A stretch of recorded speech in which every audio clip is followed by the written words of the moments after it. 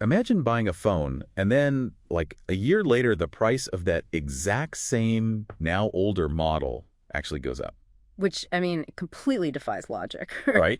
It totally breaks the fundamental law of buying tech.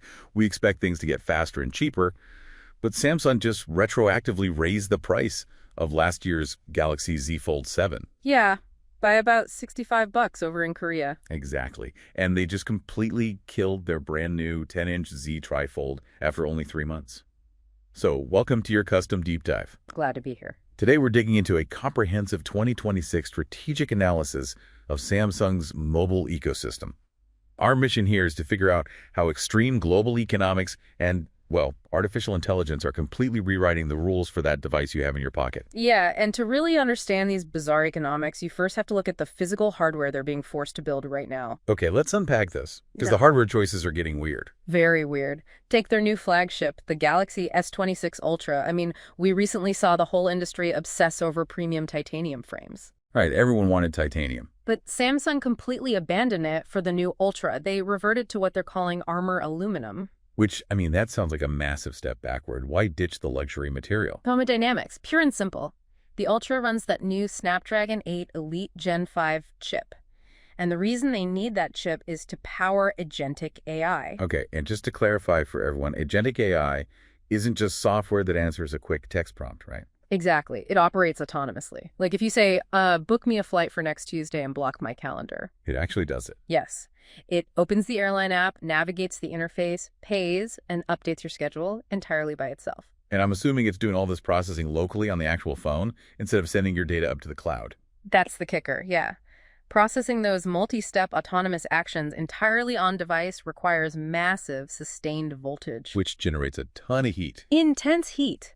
And titanium is actually a really poor thermal conductor. It traps all that heat inside the chassis. Aluminum has far superior thermal conductivity. Oh, wow. So they basically traded a luxury Rolex casing for a high-performance radiator, just because the new AI brain runs so hot. Exactly. They had to turn the entire outer frame into a functional ambient heat sink just to keep the device from melting down. It's a huge shift from superficial luxury to, pragmatic engineering. That actually makes a lot of sense. But wait, if it's processing all this sensitive data locally, like navigating your bank apps or booking flights, how are they handling the physical security? That's a great point. Because I saw notes in the report about a privacy display. But I'm struggling to understand how a screen physically hides data without just relying on a software trick. Well, it is an actual hardware level shift. They integrated a new technology called the Flex Magic Pixel. Okay. When you open a sensitive app, the screen physically restricts the angle of light emission. It uses this active polarizing layer that directs light strictly forward. So if someone tries to look at your phone from an angle on the train or something... The light simply isn't reaching their eyes. They just see a black void. Wait, really? Just a total black void? That's incredible. It solves the snooping issue completely. Yeah, it does. But pushing all this heavy processing and hardware to your local device, I mean, that must require a ton of memory. Which I guess brings us back to that weird retroactive price hike I mentioned at the start. Right. We are in the middle of severe chipflation. Chipflation. Yeah. The wholesale cost of memory, specifically DDR4 RAM, has spiked roughly tenfold. Wait, a 10x increase? I mean, I know AI is booming, but how on earth does memory get 10 times more expensive? It's a perfect storm. Two major factors colliding. First, the AI server boom. Semiconductor fabs are actively reallocating their manufacturing capacity. Because enterprise chips are more profitable. Much more profitable. It makes more sense for them to print high-margin enterprise AI chips than standard mobile memory. So that causes a massive supply crunch for phone manufacturers. Okay, sure. That makes sense. And the second factor... There's a severe helium shortage in the Middle East. Helium, like for balloons. What does that have to do with making a smartphone? Liquid helium. It is absolutely critical for cooling the manufacturing environments where these chips are etched. And helium gas is used to clean the silicon wafers. Oh, I had no idea.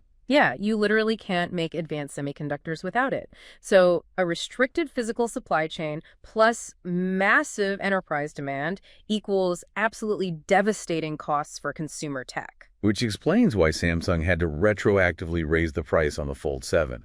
And the Trifold, too. I mean, They heavily subsidize the bill of materials to get it to market, right? Yeah, but with memory costs spiking out of nowhere, it was instantly destroying their profit margin. They just had to cut their losses. Exactly. The current manufacturing reality simply couldn't support that device anymore. This really shifts how you have to view the phone you're holding. It's no longer just a communication tool. It's a high-powered AI terminal that's tethered to this incredibly volatile global supply chain. And that integration into our daily lives, it's only getting deeper. Absolutely. Samsung's playbook even notes they are now successfully routing data from their wearables directly into hospital electronic health record systems. Which means your devices are continuously pushing real-time health data straight to a doctor's dashboard. Exactly. So here's a final thought for you to mull over as we wrap up.